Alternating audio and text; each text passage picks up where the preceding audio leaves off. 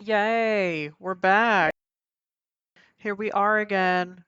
Fun functioning episode. Another fun, functional episode. Welcome back to Oddities, everybody. I'm Cassie. I'm Kelly. And welcome back to Strange Town. It's so strange here, where strange things happen. Oddities.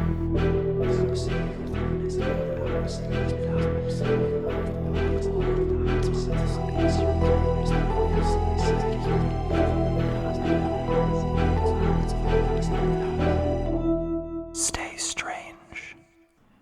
But it's a great place to Strangely. be. Any hoozles. As per usual, everything's in the description.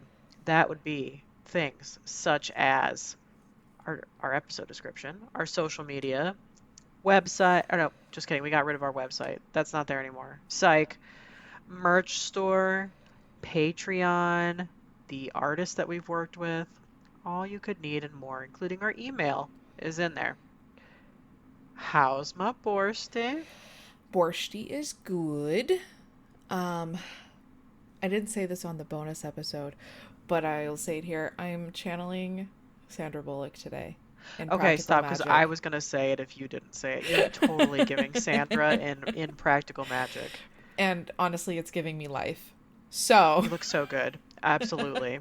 um, that's how I'm doing. Perfect.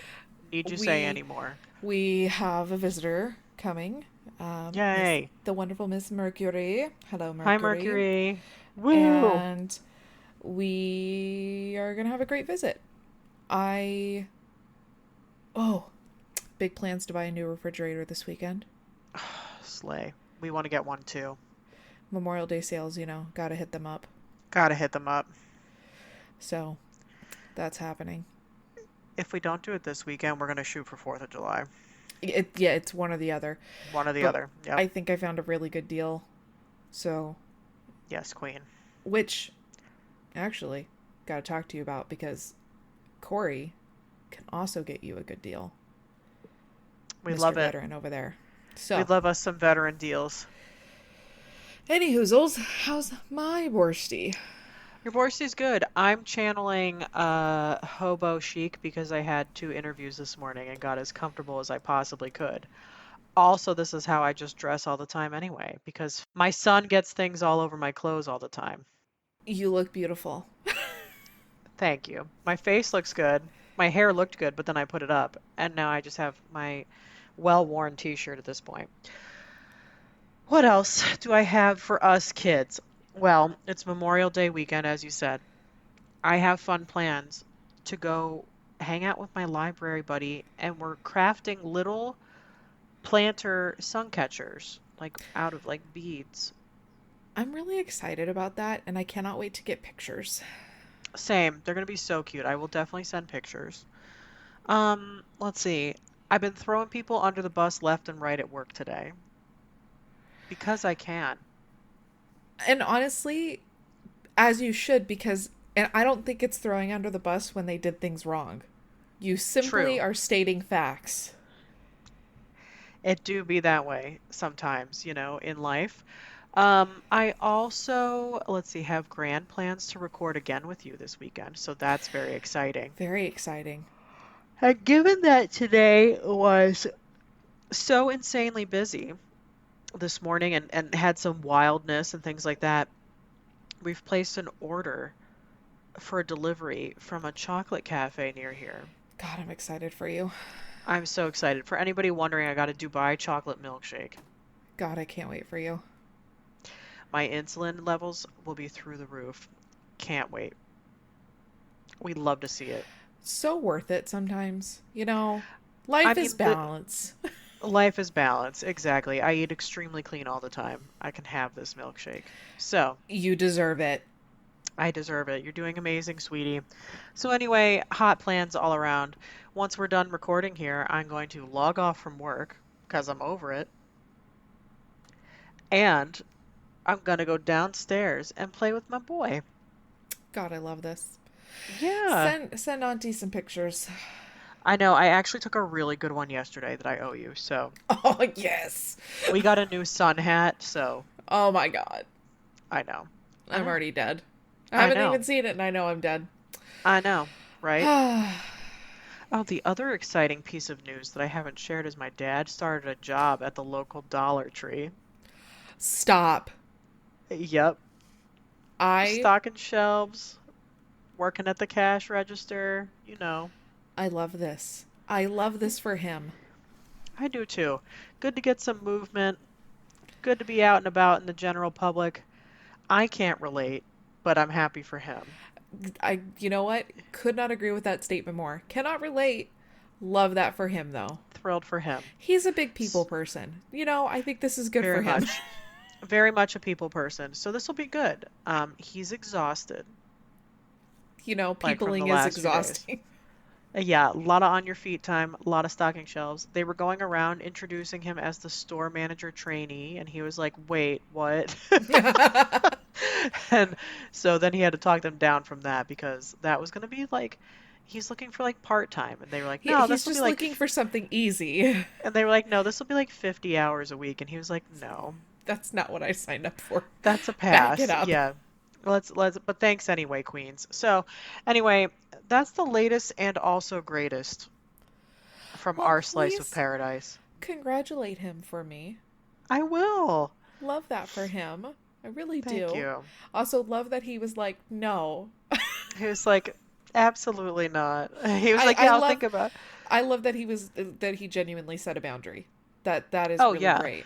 I mean, he did come home and he was like, yeah, I told him I'd think about it. And then we all had a discussion, and by that I mean it was him being like, I don't want this. And we were like, yeah, Yeah, probably no. not. And then that was the discussion. I can only imagine how that actually. Like that's how that played out. We were like, negative, but thanks. So anyway, that's like I said, that's really about it. Pardon my yawn. Yeah. I mean, not our usual 13, but we did record once already this week. We did. We are Sh- essentially back to backing it. we are like almost triple back to backing it, really. Yeah. Okay. I kick us off. Yes, you kick us off. Friends, you might be wondering where we're headed today. We're still in the USA. Uh huh. We're in one of my favorite states, Maine. Oh, Beautiful Maine. I really want to visit Maine. Oh my God, we have to go on a girls' trip to Maine. I'm obsessed with Maine. It's like We do. my life like goal to have a vacation home in Maine, I see that for you. And right? more importantly, I see me visiting you at your vacation home, sipping a margarita on your wraparound porch at your vacation home. So much cheap lobster. We would have like lobster rolls All the with the lobster. margs. Yeah, so Yeah. good. Anywho, I'm talking about the Allagash 4, or as I've written so lovingly in my notes, the Allagash Quattro. Okay. Olay. So, picture with me, if you will, the remote wilderness in Maine, right? We got four buds camping. Ew. Deep in the Ew. Allagash, ew. Deep in the Allagash region. They're away from roads and towns, any artificial light, right? So it's like prime Yeah. UFO time. Okay. The nights are long, they're dark, and they're quiet. One of the nights that they're out there, of course, but of Cuervo, they see something unusual in the sky. And it's a bright object, and it's silent, and it's hovering, hard to categorize. And then there's like a gap. Not a gap in the time that they notice in the moment, but a gap that becomes important later when they're recalling shit. Because years afterward, all four men will independently recall something extraordinary happening during that missing stretch of time. And it involves lights and a craft and an experience that they believe they all shared together. And the case becomes known, of course, as the Allagash 4. Um, and it is one of the most psychologically important UFO cases because of how memory itself appears to change when people remember things together. So, Okay. unlike a lot of UFO reports that rely on a single witness, this is, of course, pretty unique because there are four adult dudes. Mhm. There's a shared environment, a shared experience, independent later recall of similar abduction narratives, and then a retrospective hypnosis that's used to recover the memories. So, This combination makes it a cornerstone case in discussions about group memory and like suggestion. And it raises like an important question, like when multiple people remember the same impossible event, does that strengthen the truth of the memory, or does it reveal how memory can synchronize under influence? So here we are. Here's what was reported. They're camping and fishing out in the wilderness. Why, I will never understand because that's not my thing, as you know. Anyway, they report seeing this bright, unusual light in the sky, this object behaving in non-known aircraft-like ways. Oh, important to note, we are in the 70s. It's There it is. 1976. Okay. There it is. All right. And then they had this period of observation and uncertainty. So at the time, the experience is described as strange, but not fully interpreted as an abduction scenario. The Okay. key element is that nothing initially suggests a structured like event narrative around it, and that structure actually comes later. So here's the missing time problem. One of the central features of the case is what UFO literature refers to as missing time. The men will later report that a portion of their night is unaccounted for. They can't reconstruct continuous memory for that period. They recall disjointed fragments rather than like a sequence. And it's considered psychologically significant because the brain does not store continuous recordings of experience. It stores sensory snapshots, emotional markers, narrative fragments, and continuity is reconstructed after the fact as a result of these things. So years later, the men then undergo hypnotic regression sessions, which is the whole purpose is to recover these like lost memories, right? So under hypnosis, independently of one another, they report similar things: being taken aboard a craft, encountering non-human beings, undergoing examination procedures, and experiencing a structured, essentially abduction sequence. This becomes controversial, this case, at this point, because hypnosis is not considered a perfect memory retrieval tool. It's a state of increased, like, suggestibility, a lot of people say. Okay. So, let's talk about group memories. So memory, as I've said, it's reconstructive. It's not recording based. So modern cognitive science shows us that memories are rebuilt each time they're recalled. Details can shift subtly every time that you reconstruct this thing in your head. Emotional meaning can influence the narrative structure, and gaps are filled unconsciously. And so memory is not this fixed thing, but rather it's actually pretty dynamic in nature. Then you have the aspect of social suggestion. So in group contexts, especially like when you're talking about experiences like this that are like a little ambiguous and weird in nature, individuals will influence each other's recall, and they will share language that shapes memory reconstruction, and the narrative alignment can occur without any sort of intentional deception. It can just kind of like happen, and that's known as memory conformity. And so subtle cues like tone or phrasing or expectation can synchronize recollection across individuals. Then you have the factor of hypnotic suggestibility, right? So hypnosis cannot like reliably distinguish between true memory, imagination, or constructive narrative. But it can increase confidence in recalled imagery, it can enhance sensory vividness, and it can reduce critical like evaluation during recall. So that doesn't mean that like these experiences are false, but it does mean that they are not automatically accurate like Okay. reconstructions of past events. So then you have the aspect of retroactive narrative coherence. So one of the most important psychological effects in a case like this is that once a framework exists, memory will reorganize itself to fill it. So if individuals are exposed to abduction narratives, cultural UFO frameworks, hypnosis-based questioning, their memories may unconsciously align with these structures over time, creating a coherent story from previously fragmented experience. Huh. So group cases can feel more convincing because it involves multiple people, and theoretically they went under this, hypnosis independently, right? Like human intuition tends to assume multiple independent confirmations means higher reliability, but psychology shows that it's a little more complex than that. It can be shared environments, shared discussions, shared reinforcement, which can then produce convergent memory, synchronized interpretation, reinforced belief certainty around these things. And so even without like any sort of um, like deliberate collaboration or like fabrication of things, it can happen. And so it becomes important in UFO literature in this case because it represents like this shift from more individual experiences to these true group ones. Yeah. Um, it also introduces this idea of collective recall, the shared narrative structure, group level hypnosis. There's also this aspect now of like the missing time and regression, and that solidifies a recurring UFO framework that we see a lot. There's also like this reference point in discussions about memory and recovered memories and the reliability of them. And so, did they remember or did they reconstruct? It sits at the intersection of two competing interpretations. One, they have a shared suppressed experience. All four individuals experienced the same extraordinary event but could not recall it until later. Or interpretation B, which is this shared reconstruction process. They were influenced by discussion, suggestion, cultural UFO frameworks, and so they gradually built this shared framework narrative from like this ambiguous and weird original experience.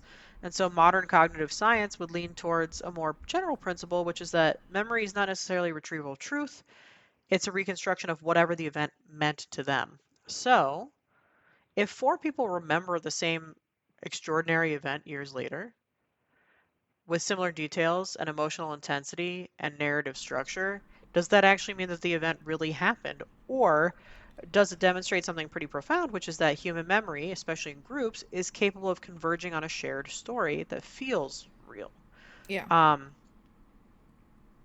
I don't know what to say, really. I mean, to me, it's 1976. A group of guys up in the wilderness in Maine probably had a lot of drugs on them. A lot of drugs on them. A lot of drugs on them. Uh, collective like hallucinations a thing.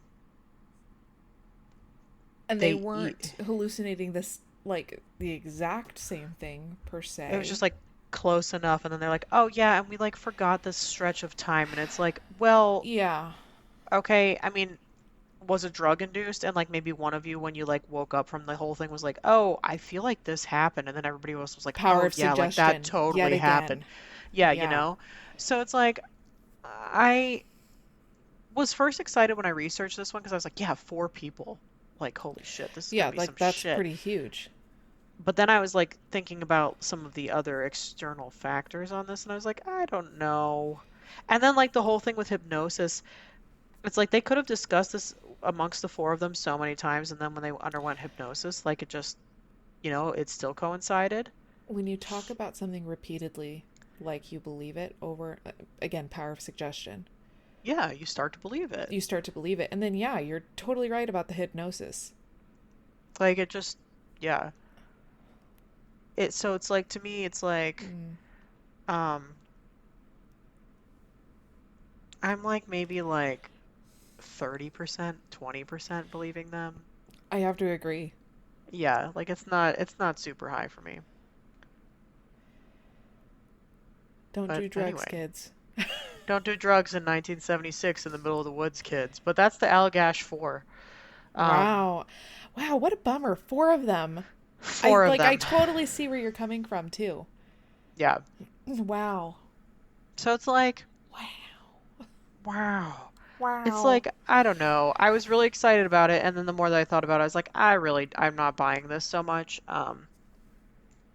Also by that point, like 60s, 70s, like we've had like a couple decades then at that point of like UFO sightings and things for them to like go off of. Yeah. So it's kind of Huh. like whatever. That one's But pretty anyway, crazy. yeah. I mean, I believe in UFOs, don't get me wrong. I just think a lot of these encounters, there are a lot of factors that can explain away the experience. 100%. So that's the Allagash 4. Well done, Borsty. Thank you, Borste. Well, I'm heading so far away from Maine. Um, I'm going to be in Nevada, actually. Oh, okay. And mine is a little different, but still in the same realm of what I'm talking about and what I've been talking about. Okay. But it's a little bit more of a ghosty town, per se. I love a good ghost town. Okay. And I'm going to be talking about St. Thomas, the sunken ghost town that laid beneath Lake Mead. Oh my word. And even better because it's underwater. I love that. Yeah. Okay. So beneath the surface of Lake Mead lies one of America's most unusual historical curiosities, the ghost town of St. Thomas. a settlement that was founded, abandoned, rebuilt, and ultimately drowned. Um, And all by the okay. hand of human engineering. So, Um, St. Thomas, classic human right? engineering, by the way. But okay. All right. St. Thomas offers a haunting window into pioneer life, federal power, and the relentless force of water in the desert. Um, the area that would become St. Thomas was first home to the ancient ancestral Poblanos and basket makers who occupied the territory for more than 1,000 years. Just, I Okay. want to give them credit. Credit is Yep. given where Shout credit out. is due. Totally. Um, the they grew corn and beans and other crops. The modern chapter of St. Thomas's story began in 1865 when the Mormon pioneers, led by Thomas Smith, settled in the Muddy River Valley near the Virgin and Colorado rivers, choosing the site for its fertile land and proximity to water ideal for agriculture. Well, duh, that's why they were there first, just throwing that out there. Right. Right. Um, St. Thomas became a hub for farming with crops like cotton, corn, alfalfa, and it was thriving. Again, obviously. The town's early existence was complicated by geographic misunderstanding. When the Mormon settlers established the settlement, they believed they were building their town in Utah, but within a few years, a survey placed their town in Nevada. The state of Nevada then decided to levy taxes against the residents, including owed taxes from previous years. Unable to pay, the town abandoned in 1871, and others moved into the abandoned properties after the Mormon settlers departed.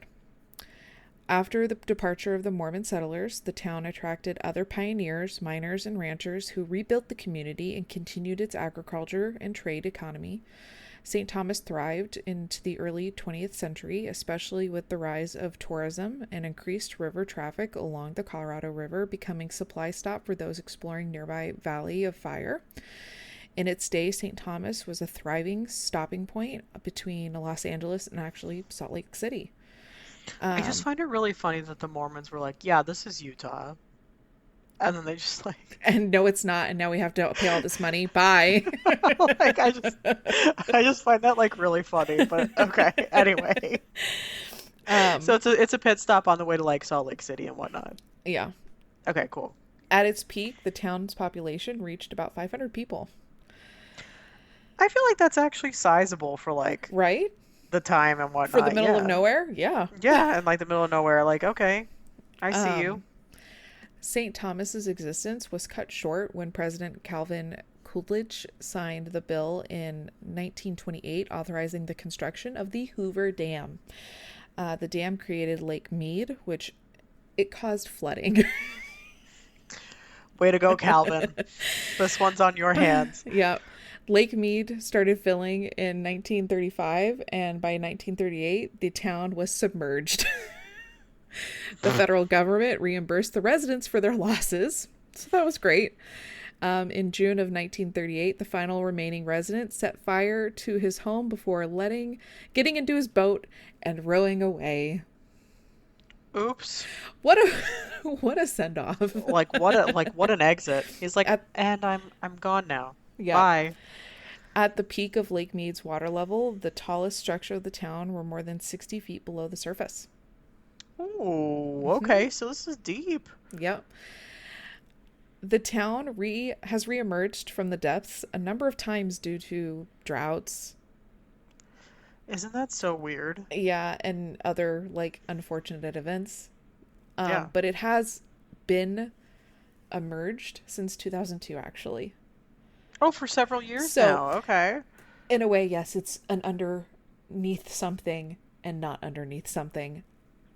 Can Fight you me. I don't like care. right. I guess can you like tour it while it's like Yes, you up? can. Can Today, you the National actually? Park Service has set up guideposts and signs that visitors can use to experience what the town was like. Visitors can trek along the roads and trails to see significant remains of the ghost town's facilities, including an ice cream parlor at the and the St. Thomas School. The two necessities, school and ice cream. I mean, what else could you need? What more could we? Um, That is okay. I all right. We'll continue on. I have a couple of points about that. But anyway, St. Thomas is more than a curiosity. It has a layered history of human perseverance and vulnerability. It was founded twice, flooded once, and now slowly revealed by a drought, and it stands as a testament to the dramatic forces by both political and natural that have shaped an American West, which is pretty wow. cool. I I grew up going to Lake Mead. I had no Oh, idea this existed. it was just like lurking there. Yeah, didn't know that like this was.